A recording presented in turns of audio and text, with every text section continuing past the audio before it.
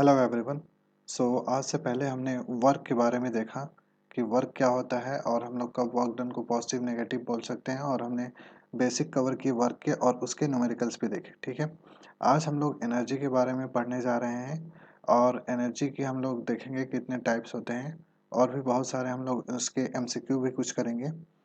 तो चलिए हम लोग लेक्चर को स्टार्ट करते हैं और देखते हैं एनर्जी के बारे में। तो एनर्जी के बारे में हम लोग जो आज देखने जा रहे हैं वो सबसे पहले हम लोग एनर्जी का क्या देखेंगे कि एनर्जी का डेफिनेशन देखेंगे।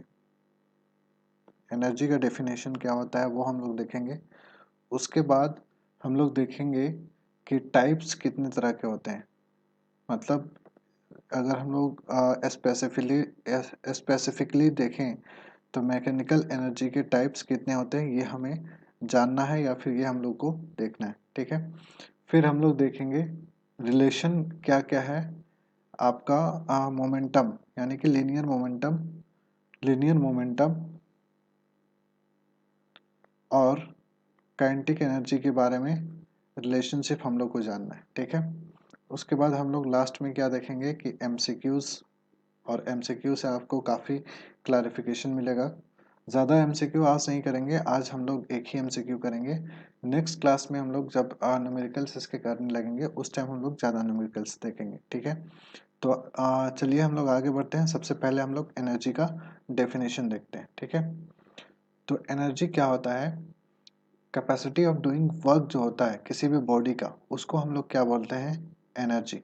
ठीक है, अब इसको हम लोग कैसे समझ सकते हैं? एग्जाम्पल के तौर पर अगर हम लोग रोड पे देखते हैं कि कोई भी कार चल रही है या ट्रक या फिर कोई भी बाइसाइकिल या फिर कोई भी मोटरसाइकिल चल रही है, तो उस कंडीशन वो जो है वो ट्रक बाइसाइकिल या फिर कार जो भी है वो क्या करती है? फ्रिक्शन के अगेंस्ट वर्क करती है, और या फिर बोल सकते हैं कि वो एयर रेजिस्टेंस के अगेंस्ट वर्क करती है। तो वो जो वर्क होता है उसी को हम लोग, जो उसमें कैपेसिटी रहता है काम करने का, उसी को हम लोग क्या बोलते हैं? एनर्जी बोलते हैं। जितना कैपेसिटी, जितना दूर तक वो जा सकता है उसको हम लोग क्या बोलेंगे? उसका कैपेसिटी है। ठीक है, जैसे कि यहाँ पे हम लोग क्या बोल सकते हैं? A moving vehicle possesses energy since it does work against friction and air resistance before coming to rest after the engine is switched off। ठीक है, जैसे कि हम लोग क्या बोल सकते हैं कि अगर हम लोग इंजन को स्विच ऑफ करें, ठीक है, इंजन को जैसे हम लोग स्विच ऑफ करते हैं कुछ दूर चलने के बाद जो कार होती है या फिर बाइक होती है वो क्या हो जाती है? रुक जाती है। ठीक है, तो वो रुकने के जो दरमियान क्या होता है कि वो फ्रिक्शन और जो एयर रेजिस्टेंस होता है उसके अगेंस्ट वो कुछ काम करती है। तो वो जो कैपेसिटी होता है उसी को हम लोग क्या बोलते हैं? वो एनर्जी है उसकी। ठीक है, दूसरा फॉर्म ऑफ एनर्जी हम लोग क्या देख सकते हैं कि जो ये डैम में जो पानी स्टोर्ड होती है, ठीक है, डैम में जो पानी स्टोर्ड होती है और उस पानी को जब हम टरबाइन को रोटेट करने के लिए यूज़ करते हैं तो वो जो पानी स्टोर्ड होती है वो भी एक टाइप ऑफ एनर्जी है। ठीक है, जब हम टरबाइन को रोटेट करवाते हैं तो वो टरबाइन क्या करता है कि रोटेट होकर के इलेक्ट्रिसिटी को प्रोड्यूस करता है। ठीक है, और वही इलेक्ट्रिसिटी हमारे घरों तक आती है। ये बेसिकली आपका हाइड्रो पावर प्लांट में ऐसे होता है। अब हम लोग देखेंगे कि मैकेनिक्स में जो मैकेनिकल एनर्जी होता है उसको हम लोग कितने टाइप्स में क्लासिफाई करते हैं। ठीक है, तो a body processes mechanical energy in two different forms. दो टाइप्स के मैकेनिकल एनर्जी होते हैं, या फिर कोई भी बॉडी जो होती है वो दो तरह के एनर्जीज को प्रोसेस करती है। ठीक है, तो एनर्जी का जो क्लासिफिकेशन है वो दो कैटेगरी में होता है। पहला तो एक होता है आपका काइनेटिक एनर्जी। ठीक है, काइनेटिक एनर्जी, और दूसरा होता है आपका पोटेंशियल एनर्जी। ठीक है, तो काइनेटिक एनर्जी क्या होता है कि जब भी कोई ऑब्जेक्ट मोशन कर रही होगी, ठीक है, ये कब होता है? जब वो कोई भी ऑब्जेक्ट मोशन कर रही है तो उसके अंदर जो एनर्जी प्रोसेस करेगी वो ऑब्जेक्ट, उसको हम लोग क्या बोलेंगे कि उसके पास जो एनर्जी है वो काइनेटिक एनर्जी है। ठीक है, और पोटेंशियल एनर्जी क्या होती है? ये किसी भी लोकेशन की वजह से या फिर पोजिशन की वजह से या फिर कॉन्फ़िगरेशन की वजह से जो एनर्जी प्रोसेस होती है किसी भी बॉडी में उसको हम लोग क्या बोलते हैं? Potential energy. ठीक, अब हम लोग देखेंगे कि काइनेटिक एनर्जी के बारे में डिटेल में। ठीक है, तो सबसे पहले हम लोग काइनेटिक एनर्जी के बारे में देखते हैं और पोटेंशियल एनर्जी को हम लोग नेक्स्ट लेक्चर में कवर करेंगे। सबसे पहले हम लोग काइनेटिक एनर्जी के बारे में देखेंगे, ठीक है। तो काइनेटिक एनर्जी क्या होती है? Kinetic energy is the energy processed bye a body by virtue of its motion. जैसे कि हमने पहले डिस्कस किया कि कभी भी कोई ऑब्जेक्ट या कोई बॉडी अगर मोशन में है तो उसके अंदर कौन सी एनर्जी है? काइनेटिक एनर्जी है, ठीक है। हम लोग बॉडी को क्या बोल सकते हैं कि उसमें काइनेटिक एनर्जी, ठीक है। इसको हम लोग मेजर कैसे करते हैं? तो ये मेजर कैसे किया जाता है कि it is measured by the amount of work that the body can do against an opposing force acting on it before coming to rest, ठीक है। अगर हम लोग किसी भी अगर मेजर करना चाहें काइनेटिक एनर्जी कितना है, तो अपोजिंग फोर्स के अगेंस्ट में जितना वर्क डन किया जाएगा उसके रेस्ट में आने से पहले, तो वो वर्क डन ही क्या हो जाएगा? उसका काइनेटिक एनर्जी होगा, ठीक है। एग्जाम्पल के तौर पर अगर हम लोग देखें काइनेटिक एनर्जी का, अगर व्हीकल कोई मोशन कर रहा है तो वो उसके पास काइनेटिक एनर्जी है। सैटेलाइट अगर अर्थ के अराउंड मूव कर रहे हैं, that is also having kinetic energy. A bullet fired from a gun, जब भी हम लोग बुलेट को फायर करते हैं तो उसके पास वेलोसिटी होती है, मोशन में है, मतलब उसके पास भी kinetic energy. Water flowing along a river, water अगर फ्लो कर रही है तो उसके पास भी अपनी काइनेटिक एनर्जी है, ठीक है। अब हम लोग काइनेटिक एनर्जी का एक्सप्रेशन देखेंगे, ठीक है। कंसिडर करते हैं कि कोई भी एक बॉडी है, ठीक है, जिसका मास m है और वो मूव कर रहा है वेलोसिटी v के साथ, ठीक। अब एक uniform force opposing the motion to bring the body to rest in displacement s क्या करता है कि एक अपोजिंग फोर्स लगाते हैं और बॉडी को रेस्ट पे ले आते हैं, लेकिन उससे पहले बॉडी जो है रेस्ट पे आने से पहले s डिस्प्लेसमेंट कवर करता है, ठीक है। और जो बॉडी का यूनिफॉर्म एक्सेलरेशन है वो कितना मानते हैं हम लोग? a, ठीक है। तो अगर हम लोग देखें थर्ड इक्वेशन ऑफ मोशन से, तो हम लोग को पता है कि v square minus u square is equal to 2as, ठीक है। अब यहाँ पे v जो है, v हमारे पास क्या है? v जो है फाइनल वेलोसिटी है, v जो है वो फाइनल वेलोसिटी है, आपको पता है। u जो है वो क्या है? Initial velocity, initial velocity. और a जो है वो है आपका एक्सेलरेशन, एक्सेलरेशन। और s जो है वो है आपका डिस्प्लेसमेंट, ठीक। अब यहाँ पे फाइनली जो है बॉडी रेस्ट पे आ जाती है, फाइनल वेलोसिटी क्या हो जाएगी? 0। और इनिशियल वेलोसिटी जो है वो हमने क्या माना है कि ये v है, एक्सेलरेशन तो यही है और डिस्प्लेसमेंट, डिस्प्लेसमेंट s ही है।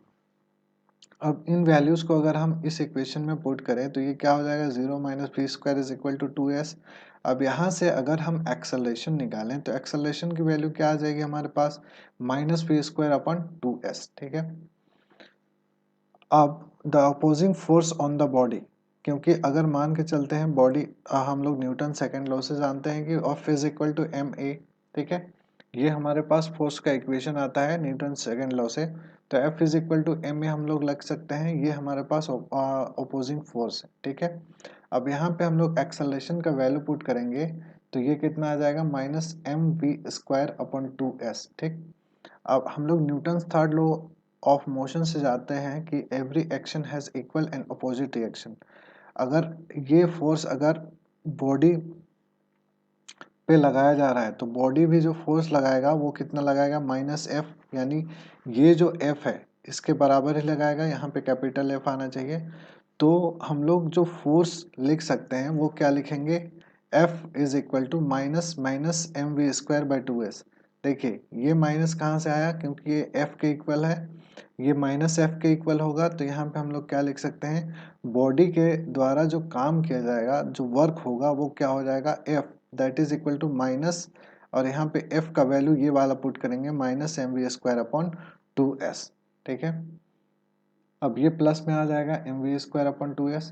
अब जो वर्क डन होगा, the work done by the body against the opposing force acting on it is, work done is equal to क्या लिख सकते हैं? Force into displacement. और फोर्स की वैल्यू हमारे पास पता है, हमने अभी निकाला, m v square upon 2s into S.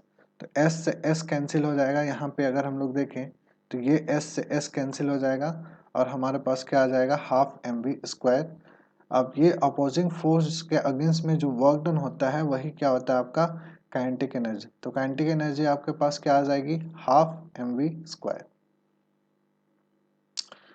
अब हम लोग देखेंगे कि relation between kinetic energy and linear momentum. ठीक है, काइनेटिक एनर्जी और लीनियर मोमेंटम में क्या रिलेशन होता है ये हमें देखना है। ठीक है, अगर हम लोग को पता है कि अगर कोई बॉडी का मास m है और वो v वेलोसिटी के साथ मूव कर रहा है, तो लीनियर मोमेंटम जो होता है वो क्या होता है, p is equal to m we.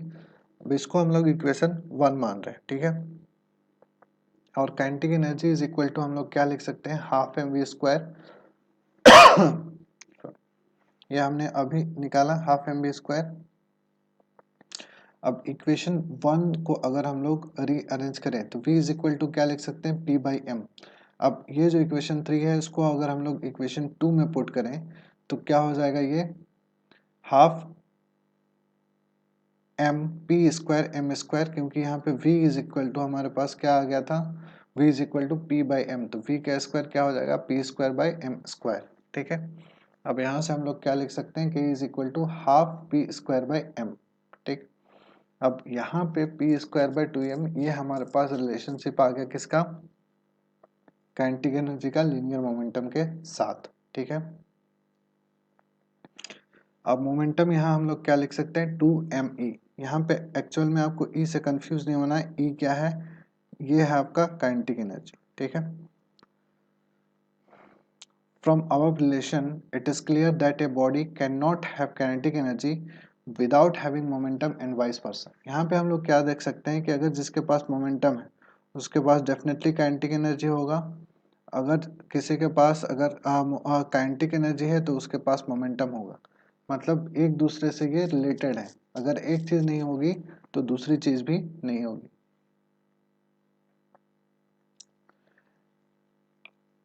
When a bullet is fired from a gun, the momentum of bullet and gun are equal and opposite। ठीक है, देखिए क्या होता है कि मोमेंटम, जब बुलेट फायर किया जाता है तो मोमेंटम ऑफ गन और बुलेट जो होता है वो इक्वल होते हैं और ऑपोजिट होते हैं। ठीक है, the kinetic energy of two bodies having the same magnitude of momenta are in the inverse ratio of their masses. ठीक है, अगर मान के चलिए kinetic energy of two bodies having same magnitude of momentum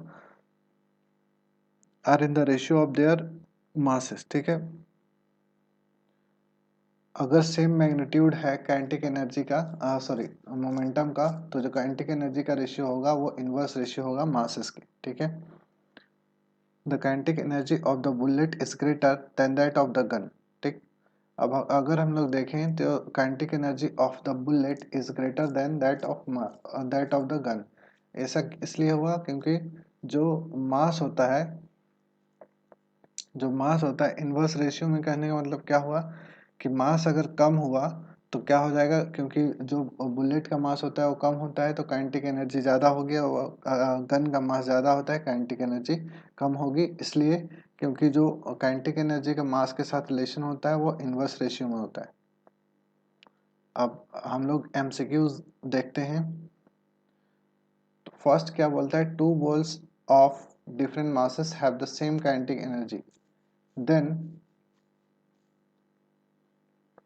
पहला ऑप्शन है heavier ball has greater momentum, lighter ball has greater momentum, both ball have equal momentum, और last option कहता है both ball have zero momentum. ठीक है, देखिए अभी अभी हमने एक रिलेशनशिप डेवलप किया था, वो क्या था, P इज इक्वल टू क्या था, √2m, और यहाँ पे काइनेटिक एनर्जी। ठीक है, यहाँ से हम लोग देख सकते हैं कि P जो है वो डायरेक्टली प्रोपोर्शनल है किसके, √m के, मास के प्रोपोर्शनल है। मतलब जिसका मास ज़्यादा होगा उसका मोमेंटम ज़्यादा होगा, P यानी कि मोमेंटम, तो मास ज़्यादा मतलब मोमेंटम ज़्यादा, तो हम लोग क्या बोल सकते हैं कि heavier ball has greater momentum.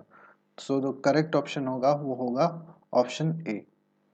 Thank you for watching the video, please subscribe to our YouTube channel.